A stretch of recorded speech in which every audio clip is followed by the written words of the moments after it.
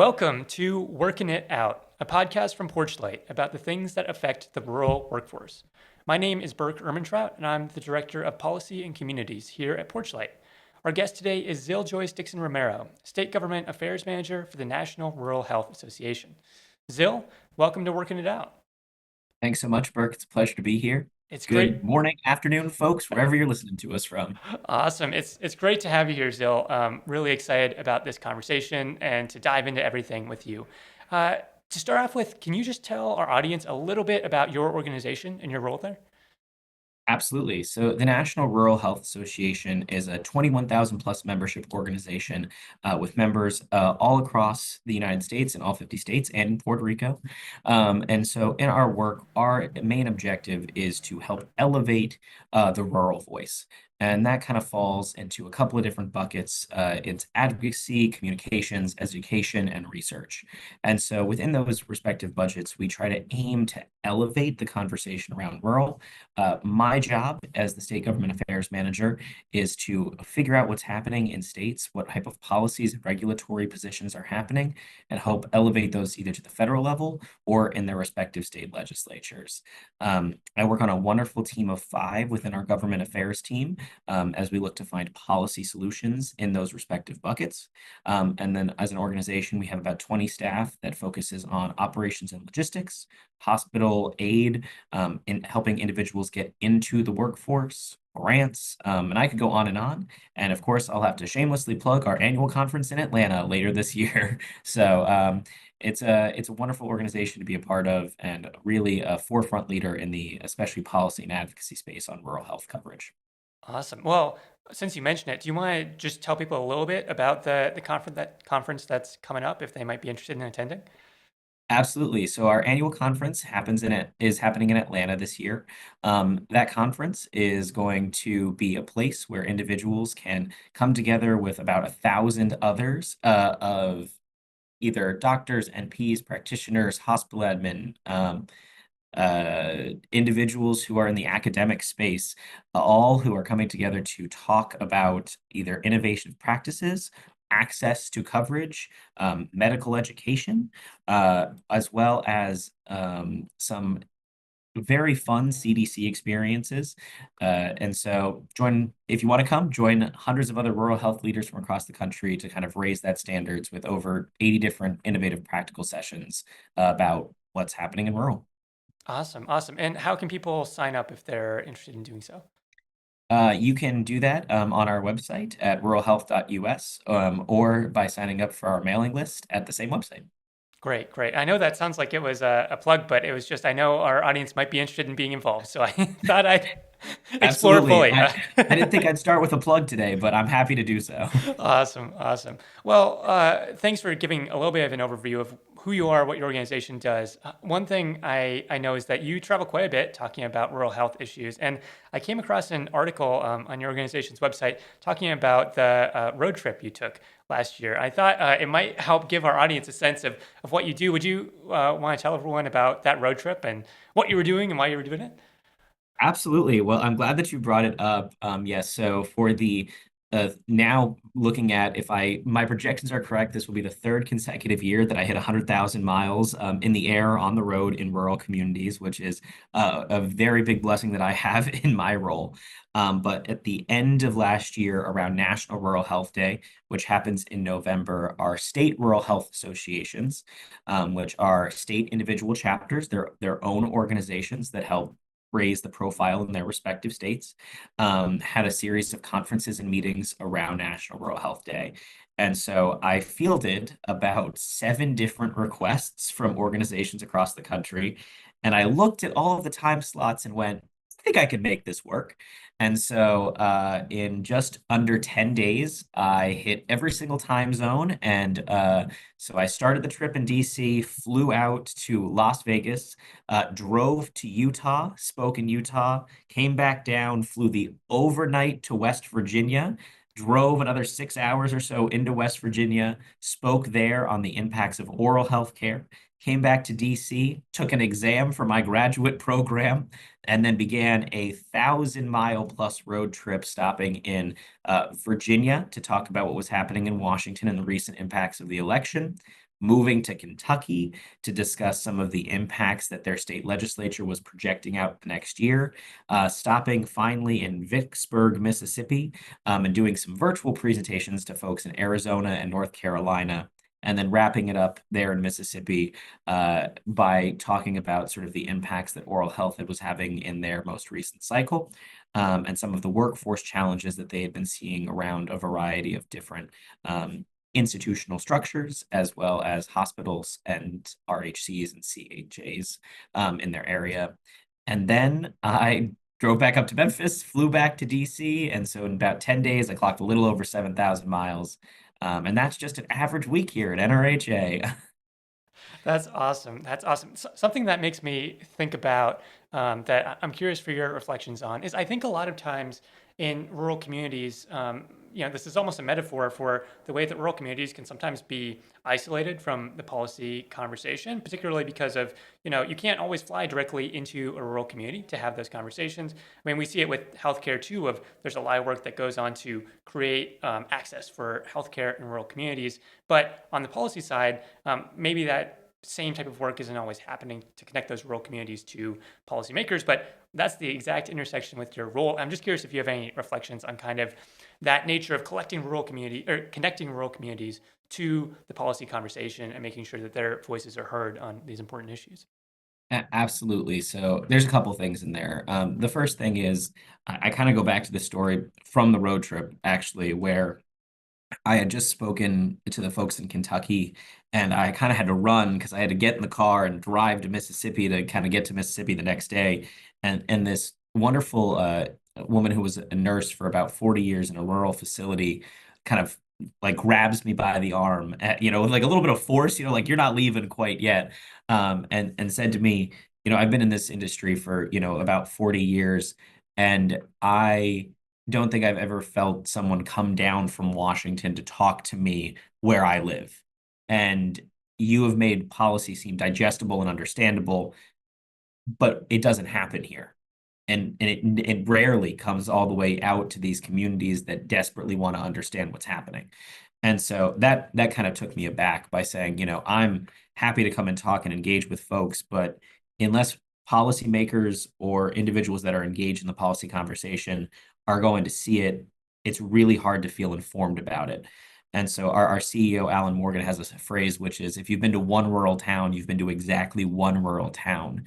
It's not a monolith of understanding and thinking. There are a lot of through lines with it, but you really aren't going to be trusted by the community unless you've built up rapport with them over time. The second thing that I'll add into that kind of lane of thought is if you are not able to get out to these communities, imagine the difficulty for them to get to you and to Washington, or even in the state capitals. And so I look at it as if we've got the bandwidth and the resources to get out to them, it's time to start having those conversations so we can bring them back to Federal Office of Rural Health Policy, HHS, CDC, NIH, et cetera, the White House, Congress, and say, here's what we're seeing. Not what we've heard about, not what you may be floating. No, this is the ramification of X action, and this is what's going to happen if you cut this program or add this program or add this regulatory burden.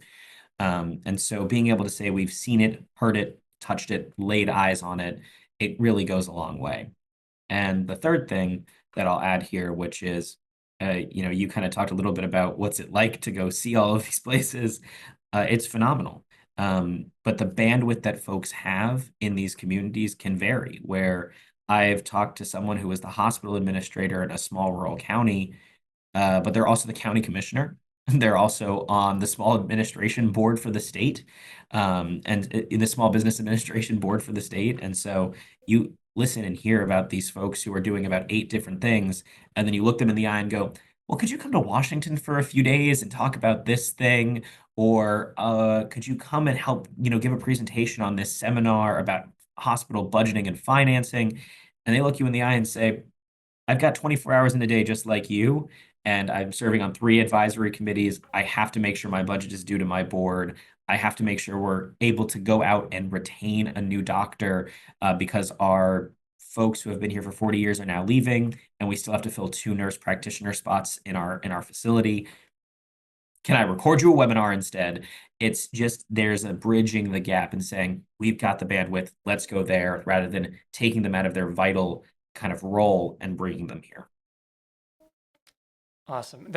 Yeah, I think that rings so true for me. Of you see it so often in rural communities that people are taking on more and more and more, and that's part of the joy of being in a rural community is you get to be involved in everything. But it also is you're often asking a lot of folks, and I think it's great that you're finding ways to preserve their bandwidth for everything else that's going on. I know we see that we work a lot more in the housing space, but we see this a lot with rural communities. To your point about each rural community being different, is there are things that are specific to each rural community that you can only understand by being there and talking to people. And we do a housing study for a community, and it's completely different from the other community that we do a housing study for, just because each rural community has its own specific needs. And one of the great things about rural communities is by spending some time there, you can very quickly get a handle on what is happening in that community and understand it. I don't know if there's anything that's stuck out to you. I mean, maybe a specific example of something that you really only could have learned from being there in the community and talking to folks. But yeah. Oh yeah. I mean, I can think of countless examples of just why being in a space will help you understand what's going on there. I think there's a couple that come to mind, but probably the first one is driving through Mississippi on that last leg of the road trip. And stopping, and I saw sort of this like Rural Hub Innovation Center. And I asked someone who I was on the trip with, what's that kind of warehouse looking building? And they say, oh, that's where the local community college applied for a rural health resource grant, converted an old barn style building that used to be like an industrial factory that had closed. And now it's a place where that community college is helping train folks to do technological innovations in their rural community. And it's just the simplicity of saying, well, how did that get funded? Well, someone from the community found an interest in X, Y, and Z thing. They worked really hard with local community advocates, applied for a grant. That grant got funded, fortunately, and now it presents really robust, not only that is being created in the community, but also education opportunities for folks who may not have had that opportunity previously or didn't have the funding and resources to travel further than their communities had allowed. And so when you talk about, hey, is there anything that stands out? It's watching the success stories of folks who want to be involved, want to be engaged in the healthcare space, but maybe don't necessarily have the link to get there. And as soon as someone says, this community needs someone who they trust to run a program and they have found a way to do it, we need to help support them. And so I think there's just a little bits and pieces that we can all get behind. Great, great. I know we're excited here in South Dakota to welcome you to visit our state soon. I know you're planning to visit. I don't know if you know off the top. You travel a lot, so you might not know off the top of your head. But do you know? I know you're planning to visit the state soon. Yes, I am. I am very excited to be coming to a rural health conference that is that is there in, I believe it's June. And so at that in particular conference, I will be talking a little bit about what's happening in Washington, covering some of the legislative updates and priorities that came out of your legislative cycle this year. And very fortunate that I'm going to be talking with the South Dakota Association of Healthcare Organizations. And I believe, if memory serves me right, it's that last week of June, but I'd have to double check the calendar. All I know is that I'm having lunch with Burke on my way into town. So that's the top priority right there. Awesome. Yes, we're really excited to have you in South Dakota. I know it was one of the joys for me of I've been doing a few other things for a few years, and Zil and I have known each other for a long time. And when I realized we were both working in rural policy again, and he happened to be in town for a conference and getting together to talk about that, it's just one of those serendipitous joys when you find out someone you've known and been friends with for a long time. Actually, you're working in similar spaces and doing similar things. So excited to welcome you back to South Dakota, Zil, and show you a little bit of South Dakota hospitality along the way. Oh, absolutely. You're gonna have to drag me away from those falls to actually go give my presentation in Pierre. So, Awesome, awesome. Um, well, why don't we jump into a little bit of the policy? I know that's your area of expertise here. So I thought we might talk by starting about the provider shortage a bit in rural communities. And let's start with the big question. Why? Why is there a provider shortage in rural communities right now? ooh, big question, big question. And so I think it's best to probably start with some of the numbers, right? About 20% of the US population lives in a rural or rural designated area. And there's already problems with that statement because there's over 1,000 definitions of rural in various penal codes across the country. But the impact and through line there is 10% of all new physicians are practicing in rural in these communities. The disparity doesn't really align with various border patterns as it used to, where you would say, oh, well, X practitioner would study at a state school, they might return home, they might go to a city, they might go to a suburb. It's very much concentrated now, and we're going to find a conglomerate that we're going to work with. We're going to find a hospital system we're going to work with because the security around that is just a little bit, quote unquote, better than it would be to take over a practice. I want to start there and say to dispel that rumor completely. Rural communities face a significant shortage of health professionals, but there are a lot of really great return to where you come from models that are open. There's those grow your own models, as we like to call them, is you engage with K through 12 students in rural and build the kind of interest and needs of folks who want to become doctors, nurses, nurse practitioners, dentists, mental health providers, and essentially build a pipeline of future healthcare workers. A recent study that was conducted to say, well, what would you need to do to engage those K to 12 students to get them interested in getting out into those communities would take about 17 points of contact in those 12 years to quote unquote bring the spark to get them interested.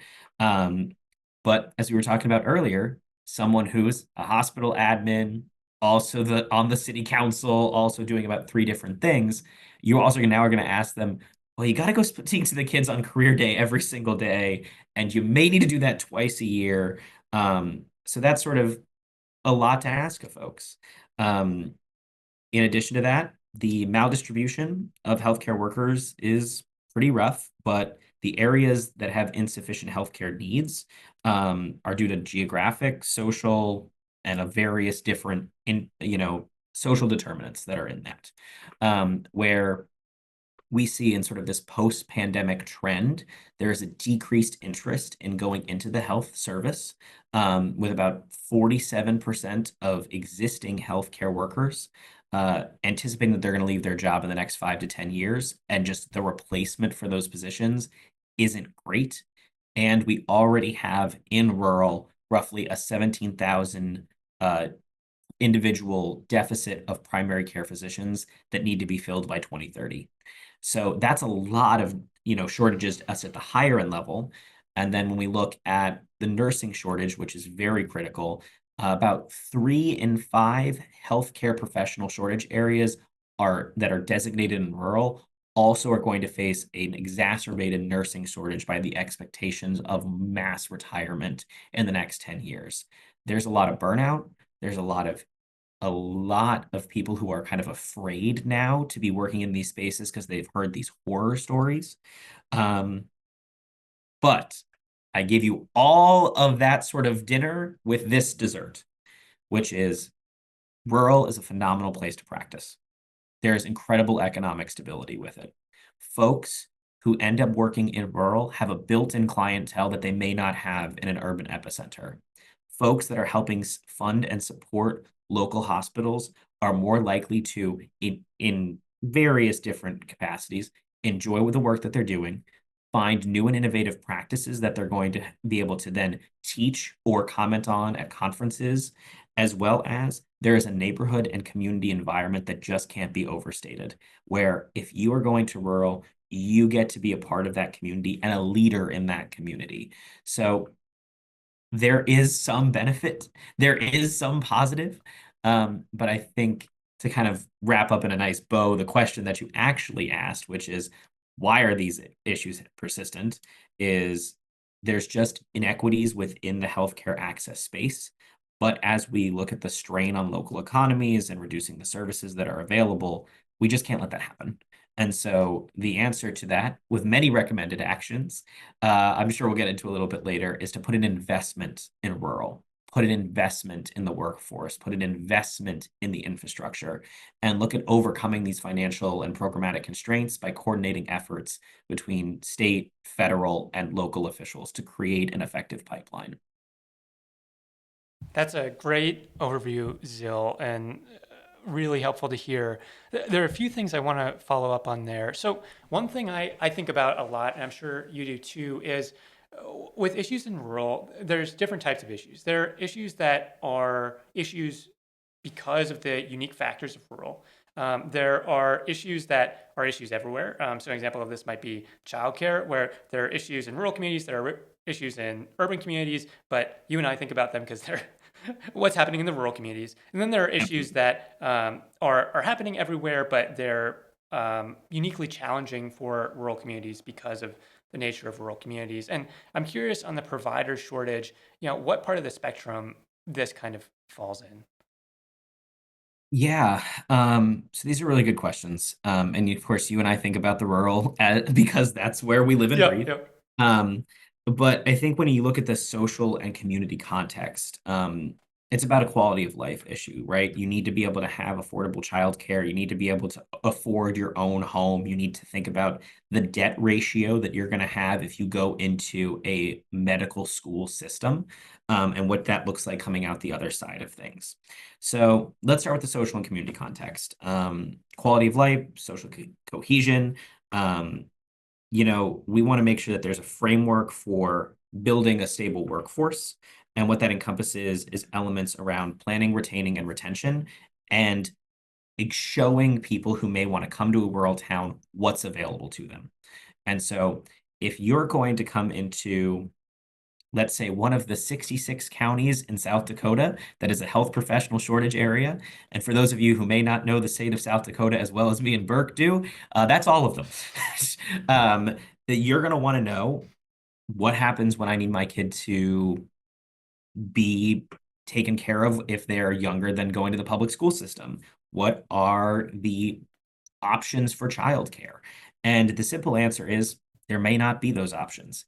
But if you become a leader in your workforce facility, and then you get on that board of economic development, you might be able to help retain and recruit individuals who might be able to help a healthcare workforce that then helps implement.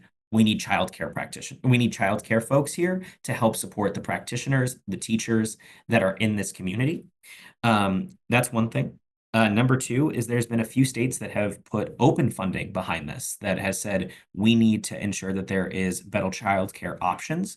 And so they have created grant funding to create in rural spaces specifically uh, childcare facilities that are, facilities is probably a strong word there. Daycares. I use the word facility a lot for a lot of medical purposes, but it's really just, let's put more money and funding for grants around childcare.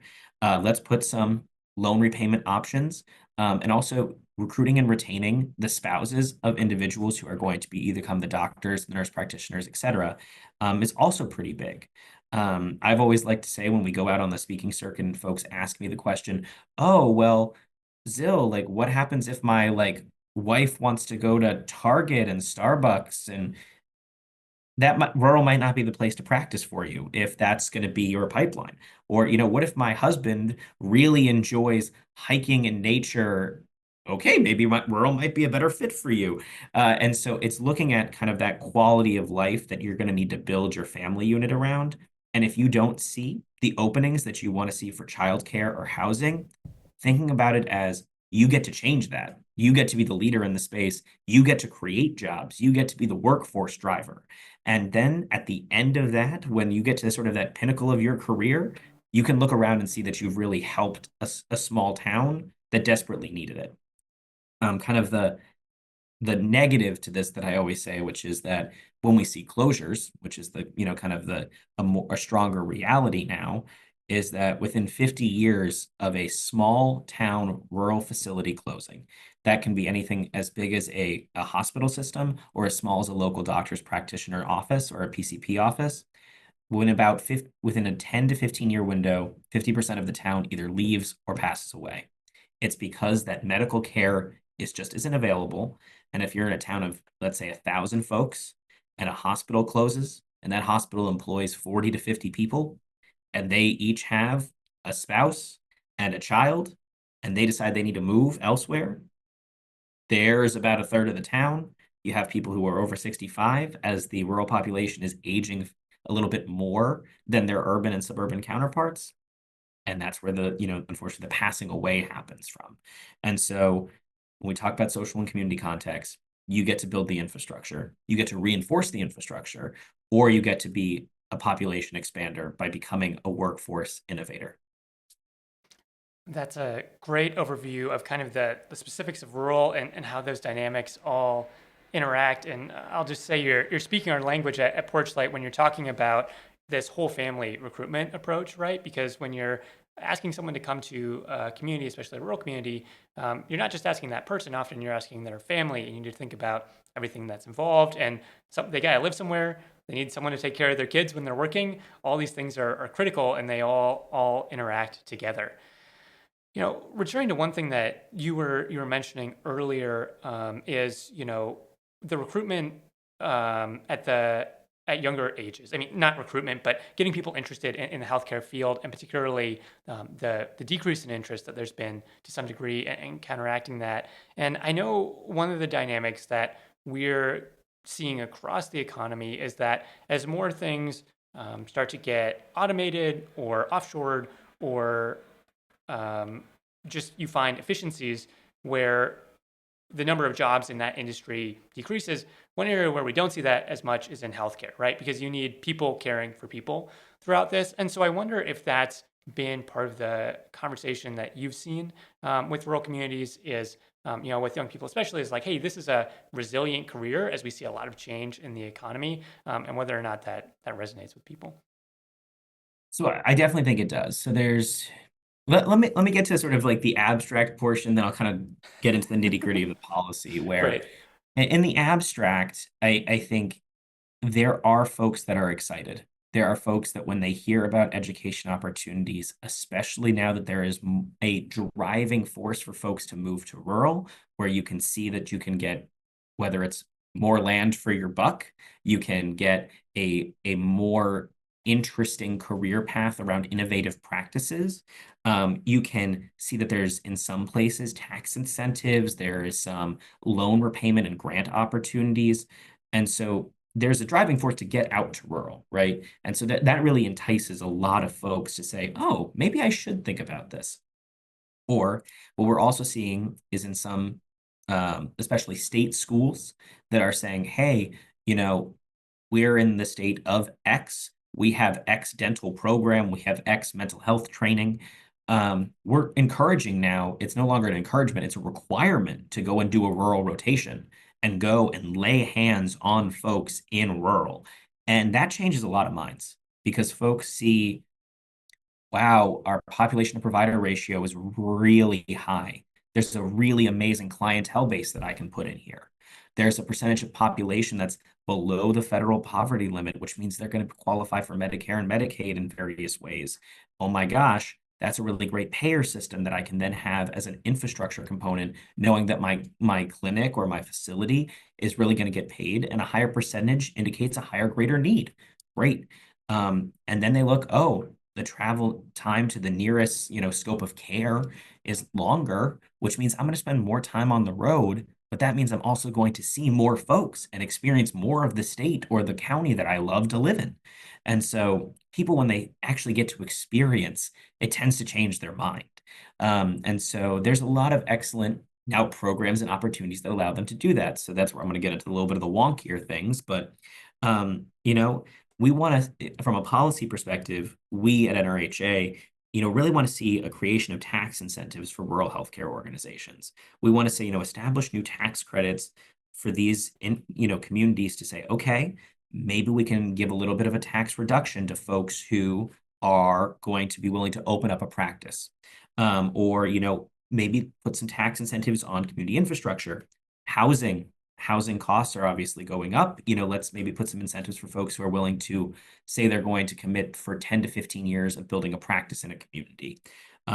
Give them some child care, child tax credits through the state programs that'll hopefully incentivize people to those rural areas. Put tax incentives on education facilities that then can build up opportunity and add more rural rotations. Next, we kind of look at the establishment of, a stronger workforce system.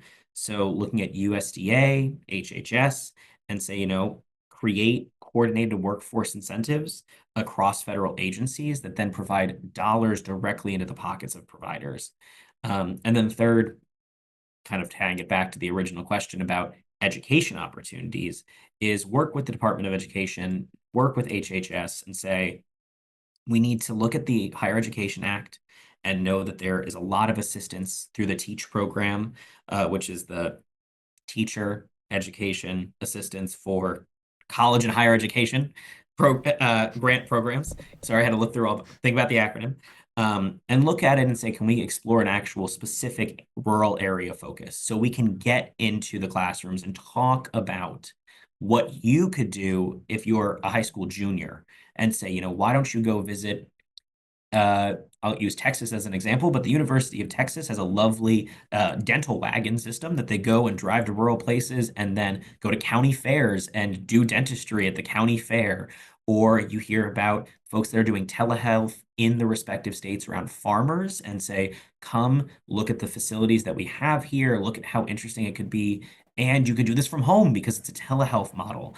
And so looking at the innovative practices and exploring those for especially high school students and early collegiate students who then may get knocked from one path into the healthcare workforce sector. Yeah, that makes a ton of sense. One thing I'm curious on that. So we've got lots of great, policy solutions and ideas there. If we're thinking about, for many people in a rural community, one of the benefits of living in a rural community is you can roll up your sleeves and get some stuff done. And if someone in a rural community wants to get some stuff done in their rural community and improve the healthcare, the ability to attract healthcare workforce. What kind of things should a community be thinking about to try and make their community attractive for healthcare workers and to bring them in? Yeah, I think we've touched on the big one, which is expanding subsidies for childcare programs. That's the really big one. Quote unquote, rolling up your sleeves. I don't know. For those who can't see us, my sleeves are actually rolled up today. So that's a good kind of metaphor for rural. But I think there is an opportunity to create investment in the workforce around housing. And I think that helps build a sense of drive for folks to want to come and live in rural. If you're someone who is leaving medical school $200,000 in debt, and you're trying to figure out if you're going to be able to afford your mortgage and your practice at the same time, saying, we can address the housing challenges by having X, Y, and Z houses owned by facilities, and thinking of sort of that old union town structure of saying, hey, if you come out to this facility, know that you're going to have a guaranteed home. You're going to still have to pay the mortgage, but you're going to get it at a reduced interest rate and know you're going to have secure housing here for as long as you want to live here. Those are models that we've seen work really well, especially in some rural Midwest industrial towns, formerly industrial towns, where they say, hey, when the coal mines were really prominent here, the hospital provided 2 houses for doctors to live here as well. And so that system has kind of persisted for many years, and that has become a real interest point for some folks. And the final is sort of grant opportunities for loan repayment. We've seen in certain states that they have really tapped into their state budget and say, okay, we're going to have X number of subsidies for folks who go out to rural. If you agree to work in rural as a PCP, or if you agree to work as a travel nurse, or if you agree to work as a dental, aide in these communities, and you can prove that you are bridging the gap on the health professional shortage area that we have in these 4 counties, we'll pay your loans in 10 years. You continue to pay, but after that 10-year, that debt absolution becomes part of the state. We've also seen in some other states where they've, looked at continuing education, which is a big part of the medical field, and say, we're going to provide funding for professional development grants. So you can stay most up to date with the most innovative practices, and we'll, make sure that you can go to the high-end facilities that are in the cities, but you're going to drag that technology back into rural with you because it needs to be utilized here more than anywhere else. And so that's some of the kind of opportunities that we think we've seen other states work on that would be really beneficial. I love those really concrete solutions. I think about, they're very rural specific in something, particularly around the housing. What I love about that idea is one of the biggest issues in rural communities is just if you're particularly for a really small community, there just aren't that many houses for sale at any particular time just because of the number the number of people that live there. There's just not that housing churn. And so if you can say to someone who's coming into the community, hey, we've got a housing for you, and address that specific issue, that can make a really big difference. I can see how that would be really effective. One thing I'm curious about, and you touched on this a little bit around the impact of the closure of facilities, but on the workforce level, what does it mean for a rural community when they don't have enough healthcare providers? Like, what is that? How does that affect the community? Yeah, that big questions, big questions. So there's a lot of alarming statistics around rural hospitals specifically right now. The most recent data that we have indicates that as of today, 50% of rural hospitals in the United States are either operating in the red or are 1 month away from insolvency when it comes to cash on hand. And so that's huge. That's just it's a sad reality, but it is a major function. And since 2005, we've seen 191 rural hospitals close or convert. Um, and that really brings down the entire economic stability of a community. It brings down the workforce in the community. Um, but then what it also does is it leaves a lot of workforce practitioners in the wilderness. And so what we have is a strange dichotomy of closures in areas that have sort of been persisting over the last 20 years. And then we also have a massive healthcare provider shortage. And so what happens is we tend to see is in a rural town or a rural facility, one individual or one clinic having being the access point, having a running list of folks that need to seek coverage that super long waiting times. I can think of a very specific dental example where there is a small town in northeastern-ish Pennsylvania that a hospital opened a dental chair clinic, which was amazing for the community. Its wait list is now 2 years just to see the coverage because so many folks haven't had the opportunity to get the coverage in the past, and therefore they saw this opportunity. Oh, you're taking Medicaid? Great. We sign up. We can see you in June of 2027. Thank you so much for, and people will get up in the morning and just check the site, refresh, refresh, refresh in case someone misses their appointment. And so with that sort of number, like I said, about 1,700 primary care physicians needed by 2030, the need is there. And now the infrastructure is sort of kind of slowly stabilizing more than it has in the past, but we still need to have more folks. And so I'm going to go back to the sort of concrete ways that we can solve this. NRHA also has a resource available to folks that they can find on our website, which is a jobs posting board.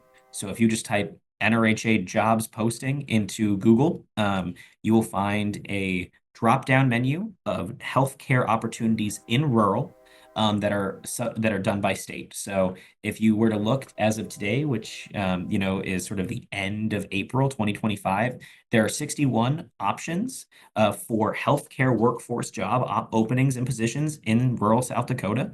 And that ranges everything from the need for an OBGYN to nursing assistants in a VA community living center. So there are opportunities and the jobs do exist and they are there and they are waiting for you and they are good paying and they are in your community if you want to find them. And now NRHA has a resource that you can log right onto and easily apply just as if you were doing it through a jobs posting board anywhere else. Great. I love, Zil, that you always have solutions ready to, you know. Hey, I think a lot of times when you're talking about these issues, we focus in on what's going on, and you're great at describing the problems. But it's really exciting to see you on the front lines of trying to figure out solutions of this, a policy perspective, and the work that your whole organization is doing to find solutions to these issues.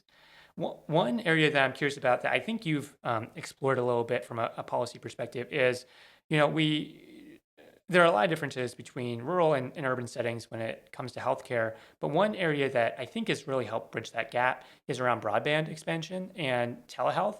And I'm curious, just for your reflections on the ways that broadband, and particularly in, I would say, probably the post-COVID period, the way that broadband has impacted rural healthcare. Yeah, so great question. I think us and our partners at Telecom have a lot of similar thoughts on this, where broadband is amazing, and great wireless internet access is something that would be phenomenal. Uh, but there's a lot of rural communities that are still operating on dial-up, or if they're lucky, or they're working on old copper wiring and copper panels, and that's a tough beat when you are trying to do a telehealth session with folks who maybe don't have Wi-Fi. Or my sort of favorite go-to example is, again, on the long road trip where I was driving straight through. If my GPS cut out and I saw that SOS button hop up on the corner, I knew that I had to pull out the paper map that was in the back seat just to be safe. Um, but people don't think about that when they say, "Oh, we're just going to expand telehealth access and it's going to work really well." Um, but what you have to do is you have to build the infrastructure to allow folks to get to it too. We've been very fortunate in two regards, one of which is that the extended budget from last year under the continuing resolution kept the Telehealth Modernization Act parts of it that allowed for the same payer rates as the COVID sort of emergency funding levels to stay on for at least and through till the end of this budget cycle, which is really big because that means that providers are getting reimbursed at a higher rate for doing telehealth services, which is really impactful for rural. Because going back to that margin, right, where a lot of facilities are kind of getting into that red territory, saying we're going to charge for lower telehealth services, or someone hears, oh, well, Amazon is going to be doing telehealth services, that might take away from money that's going to be directly in your community. Number two, there's a really great opportunity for telehealth to build out sites in rural. Because I don't know about you, but at least for me, when I need a telehealth appointment, I really hope it's someone who either has my medical information, knows my medical information, or knows me, or at least makes me feel like they understand kind of the nuances of where I live and the problems that might be around me. But if you're a rural farmer and you get a practitioner that's based out of a large hospital system in New York City or Los Angeles, you're going to probably have a different interpretation of the determinants of health that might be going into an everyday life. And so, oh, I'm going to do a telehealth because my arm might be broken is very different from, well, I've worked in a mine for 20 years and my lungs have not had the strongest steady, and I've been a chain smoker. And now what should I do about trying to get better, cardiovascular health is going to be a very different conversation than someone who's getting a telehealth appointment because they have a cold. It's a very different model. And so telehealth presents an amazing opportunity for engagement and expansion, but we need to build on two things. One is the broadband access point. We need to put more funding and infrastructure to laying good broadband services out in rural communities so that the services are getting to the folks that need them. And number two is putting a consolidated effort to folks who are willing to do telehealth practitioner, services, but they need to be at least somewhat ruralized so that they can speak to those components.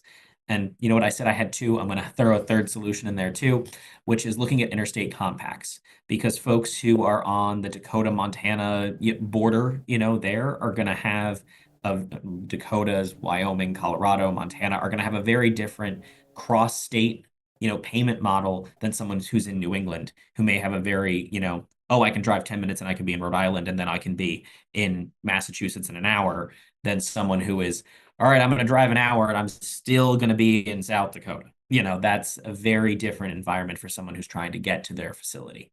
And so being able to have that option of saying, oh, there's an interstate compact that will help with telehealth and broadband access. That answer speaks to so many things I think about the specifics of rural, and just a couple of things it makes me think of from my personal experience of one around broadband access. I mean, it's totally true that depending on where you are, there's been a lot of awesome work to expand broadband access. But if you're in one of those access gaps, I lived in a rural community in 2018 where the internet was just not fast enough for me to use Google Docs because we didn't have enough speed. And you can't have a telehealth appointment over video at those level of speeds, right? And so, I mean, and that was just, I think it's improved since then, but I mean, it was a real issue that we were dealing with from a work perspective of like, okay, the internet's not fast enough for us to do our work. How do we solve this? I mean, and we figured out some solutions, but that's a huge issue. And alongside that, when you talk about the role that telehealth can play in providers in the community, I think about for a while when I lived in a rural community, I was living 30 minutes outside the community and you had to drive on dirt roads and things. And so if you are working on a ranch in South Dakota and you need to do a telehealth appointment and you're looking at an hour round trip to go, or if you're looking at a doctor's appointment and you're looking at an hour round trip, it can be huge for you to be able to call into a doctor and say, hey, I'm experiencing this. And it's a doctor that you know and is in the community. I'm experiencing this. Do I need to come in or is this something we can solve without me going all the way into the town? I mean, those are things that are specific to rural communities, but really important alongside that. Right. And you look at sort of the new telehealth model it's not just about the practitioner who's going to kind of diagnose you. The kind of metaphor or scenario that I look at is, I love my grandmother and she is my heroine. But if she needed to do a telehealth appointment, I'm pretty confident that I would have to be there to help her set up the technology and work through it and those kinds of things. And though she's pretty tech savvy, imagining your own grandparent or someone in your life who may not be as tech savvy as you are saying, okay, I need you to help set up the camera. I need you to help do these different things. And then the practitioner ends up being tech support for the first 5 to 10 minutes, but that might be the strongest bit of broadband that you're going to have throughout the entire session because the lags and delays will start to get to you eventually. And so if you spend the first 5 minutes buffering and then they get a little bit more frustrated and then they finally get the camera and services working and you've eaten up half the appointment just setting up the technology. And so I think there's also an education component that needs to go into it, really kind of talking through folks on the pre-screening calls, saying this is how telehealth is going to work. This is what you need to do to set it up properly, working with other community engagers to say, okay, if we're going to open a telehealth resource center in our community, what that looks like, sounds like, and feels like, and how we engage community and build trust, but also talking to grandmas and getting them out there and working them, on the telehealth front. Absolutely. I think this has been a great little mini deep dive into everything that surrounds broadband because oftentimes the conversation is, oh, rural communities are getting broadband. There's funding for it, and that's the end of the conversation. But there's so much more, and it's been great to dive into that. We only have a few minutes left, so I want to take an opportunity to dive into a little bit about the economic impact of healthcare and the impact on health of communities.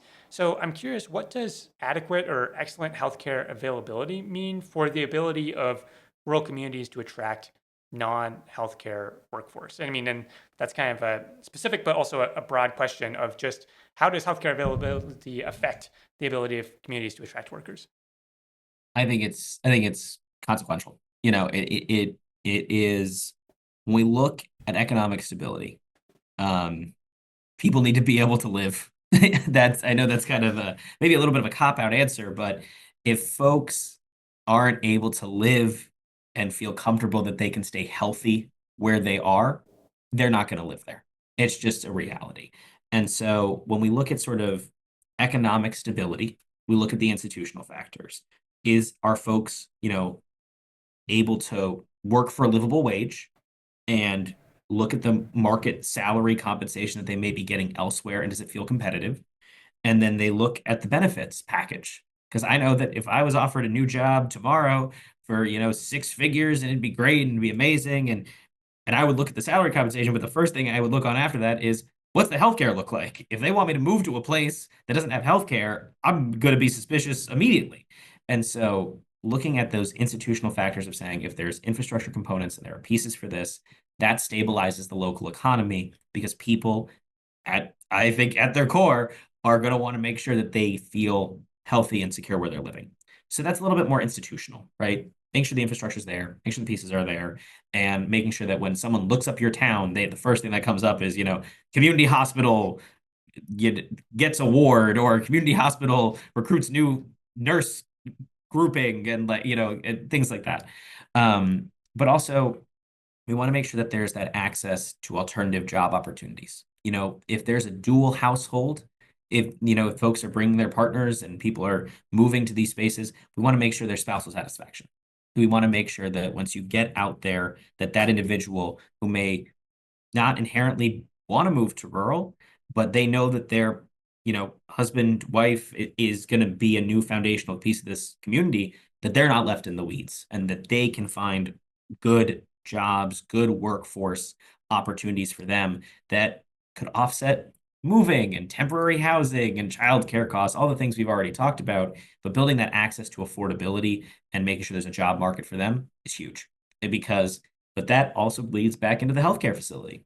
If you'll build a, PC, a primary care physician practice, and then you employ, a charting agent, someone who's going to be your, rotation aide, and those folks suddenly then there's a couple more people that are coming in. I can hire some more people. Wait, some more people want to come to this town now because they know that there's investment and opportunity for jobs. And then all of a sudden, oh, well, I hear your husband is now working at the local restaurant, and now that there's a hotel that's here, there's more people stopping through town. It becomes an economic domino, and that builds that infrastructure. The non-institutional factors of the economy, though, which, pardon me for getting a little bit macro in my economic theory here, I guess, but you look at attainment and job type for folks, and you look at the cost of living, and you look at these non-concrete infrastructure pieces. Um, if I'm a type of person that wants to spend most of my days in stores and shop and really just be ingrained in sort of a cityscape, in a concrete jungle, rural is not going to be for me. It's just not going to be. But if you look at the cost of living and you look at the education that you can get and you look at the job types that are around and they fit the things that are fundamental to your core values, it's going to be an economic powerhouse for folks to go there.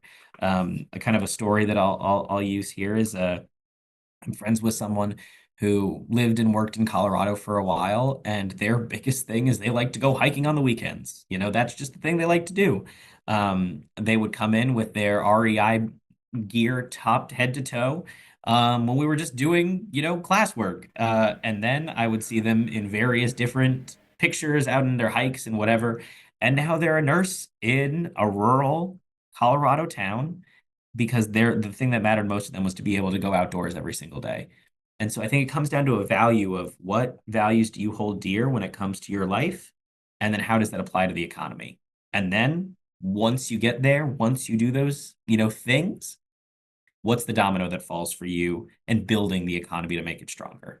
Because if you've got the leadership ability to do it, please come to rural.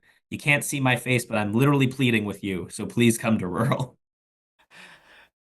Something you said there that I think is so true is rural is not for everybody, but rural is absolutely for the people that it's for, right? And it can be an awesome experience. And many, many people love living in rural and the benefits that it provides. And one thing that I love about having conversations with people in rural communities is there are a lot of challenges around rural communities and healthcare and the things they're dealing with. But at the same time, it is extraordinary how much healthcare access there is in rural communities as well. And many strong rural communities have hospitals that are important for the economic lifeblood of the town, but they are also providing really good medical care, which Yes. everyone needs good medical care, right? And so that's why this work is so important. And it's just great to hear you talk about it. Uh, Yeah. And if I may, just right there to emphasize that point, though, we've talked a lot about, economic stability, building environment, social context, education access, and the thing I think we haven't touched on is the quality of care is good, and not just good, phenomenal. There are so many facilities and practitioners that are doing such innovative work in rural.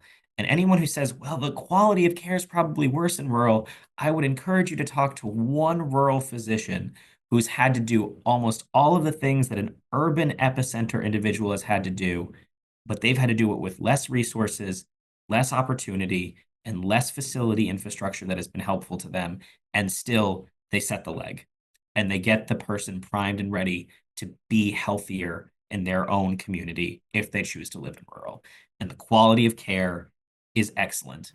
And I feel at least somewhat confident now knowing from my many travels that if I was driving on any interstate road in this country and I needed a hospital, that there is good facility and there are good coverage and good care models out there as I'm on the road. Absolutely. Zil, we've gone over time here. I've taken up much of your time. I'm so appreciative of it. Before we wrap up, is there anything we didn't get a chance to cover today that you'd like to make sure we mention?